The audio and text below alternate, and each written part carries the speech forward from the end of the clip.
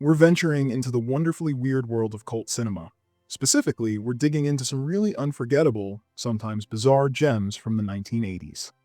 Now, what makes a film a cult classic? It's tricky to define, right? But I think it boils down to that singular vision, something unique that sparks this incredibly passionate following, often totally against the grain of what was popular at the time.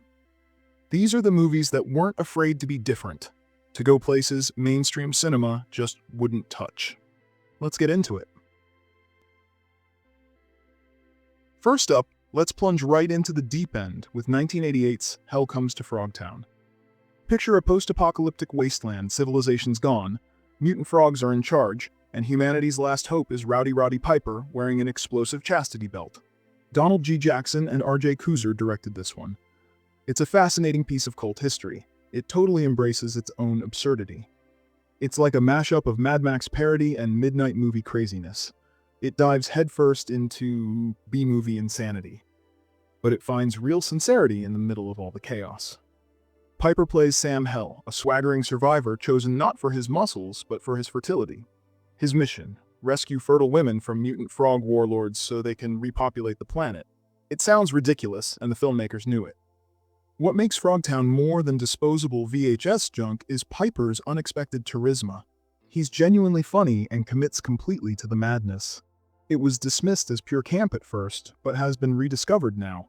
It's a beloved cult touchstone. Fans champion its audacity and low-budget charm, its ability to be absurd yet sincere.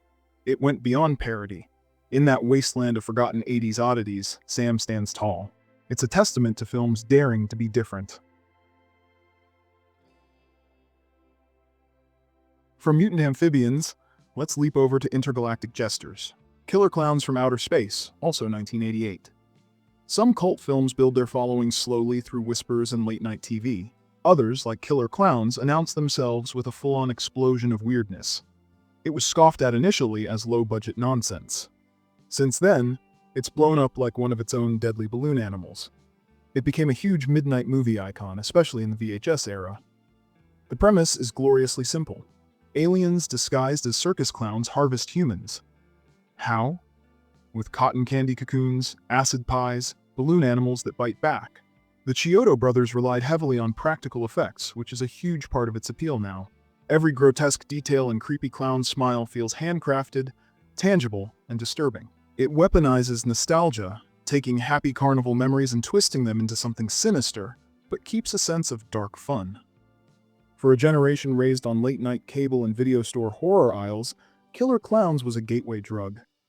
It opened doors to weirder cinema. Bright, bonkers, and completely committed to its circus from hell aesthetic. A reminder that cult status often comes from vision, not budget. That unique idea, twisting nostalgia with amazing practical effects, created something people remembered and shared. That's how it got its following. Sticking with the 80s vibe but shifting gears a bit, Earth Girls Are Easy, 1988. Think of this one like licking a candy cane till your tongue goes numb. Bright, sugary, maybe a little delirious. Pure 80s pop fantasy. A rom-com dipped in outer space glitter, running on music video logic, glowing with neon innocence. Gina Davis, Jeff Goldblum, and Jim Carrey glide through it effortlessly, blending sci-fi silliness with Valley Girl satire. It shouldn't work, but it does. Julian Temple directed it. The plot: Gina Davis is a perfect LA manicurist who finds 3 furry aliens in her pool. What happens next is a mix of makeover montage and intergalactic rom-com. The vibe is joyfully over the top, almost surreal. Underneath the glitter and jokes is a genuine feeling of freedom, goofy optimism, pure escapism. Earth Girls Are Easy never takes itself seriously. That's why fans love it so much. It's irresistible. Some films aim for greatness. This one aimed for fun and nailed it in a haze of Aquanet and laser beams. It captured the pure fun escapism of 80s pop culture and stuck around. Shifting away from bright and bubbly to something more unsettling, The Winged Serpent, 1982. High above New York City streets, something ancient and terrifying watches. This isn't your standard creature feature hiding in the sewers. This beast nests in the spires of Manhattan skyscrapers. Ancient, winged, always hungry. Because it's up there, the terror feels different, unshakable. You don't know when it'll strike. What makes Q stick is not just the monster, but Michael Moriarty's unforgettable performance as Jimmy Quinn. He's twitchy, chaotic, brilliantly human in a genre often lacking that. Jimmy Quinn is a small-time crook who stumbles onto the creature's lair. Moriarty plays him sweaty, desperate, weirdly compelling, a mess of nerves in a city that couldn't care less. Larry Cohen directed it, blending pulp horror with gritty urban realism. It creates a tense, paranoid atmosphere. Forget looking in the shadows, makes you look up, and it's chilling. That mix of monster movie, gritty New York story, and Moriarty's performance creates something unique and grounded, even with a giant flying serpent. That's its power. From the skies, let's come back down to Earth to a different kind of paranoia. Society, 1989. Ever get that creepy feeling everyone else is in on some secret you're not? Society cranks that up into a stomach-churning nightmare. On the surface, it looks like a surreal teen thriller, but underneath there's something monstrous hiding behind perfect Beverly Hills smiles. It's soaked in satire, slime, and body horror so grotesque it's hard to explain.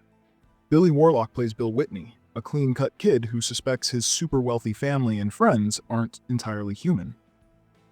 He's right. It starts as growing paranoia and unease, and builds to one of the most unforgettable, maybe traumatizing finales in cult film history. Brian Yuzna directed this final act. It's not just shock value. It's a grotesque physical metaphor about the wealthy literally feeding off the lower classes, fusing together in a fleshy, excessive mass bloated with power. It's intense. It was definitely misunderstood at first, but now society is celebrated for being daring.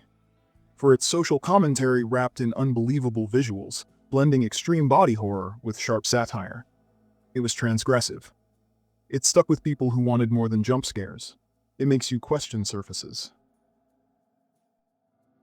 If you're into strange gems like these, go ahead and subscribe to Vintageverse. You never know, your next favorite film might already be waiting in the archive. Let's take a trip down under to Australia. Dead End Drive-In, 1986.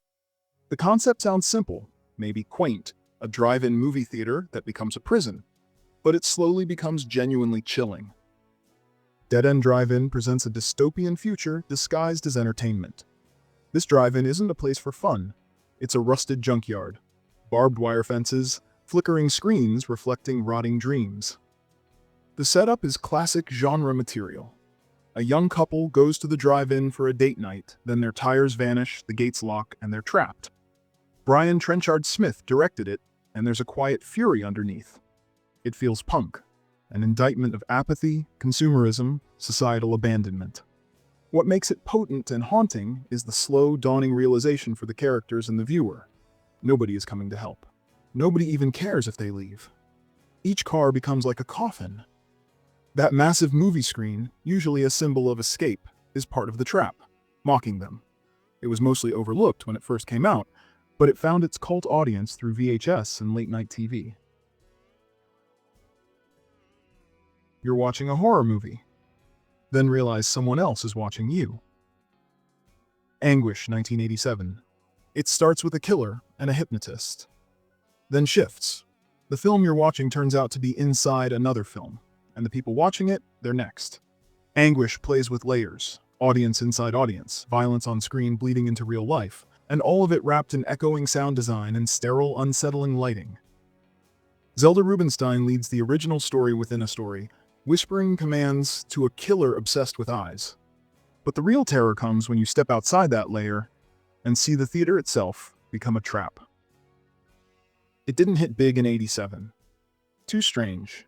Too meta before meta was cool. But now it plays like a warning about how we consume horror, about how easily we slip into someone else's nightmare. The lights never come back up the same way.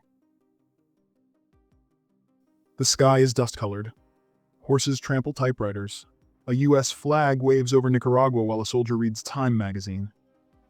Walker isn't a period piece. It's a political scream, disguised as a biopic, then torn open from the inside. Alex Cox had a studio budget and used it to make a film that spits in the face of empire. He shot it during the Contra War, with helicopters flying overhead, with real blood in the streets. Ed Harris plays William Walker like a true believer, a man so deep in his own righteousness he becomes a mirror for every modern invasion. It bombed. Of course it did. Too angry, too surreal, too honest. Now, it plays like prophecy. The uniforms change, the guns get bigger, the names shift, but the playbook stays the same. Sometimes, cult films don't survive by accident. Sometimes they're buried on purpose. That was a wild ride through cult cinema's strangest corners. Mutant frogs, killer clowns, and all. At Vintage Verse, we celebrate the films that don't fit the mold. Subscribe to keep uncovering the unforgettable.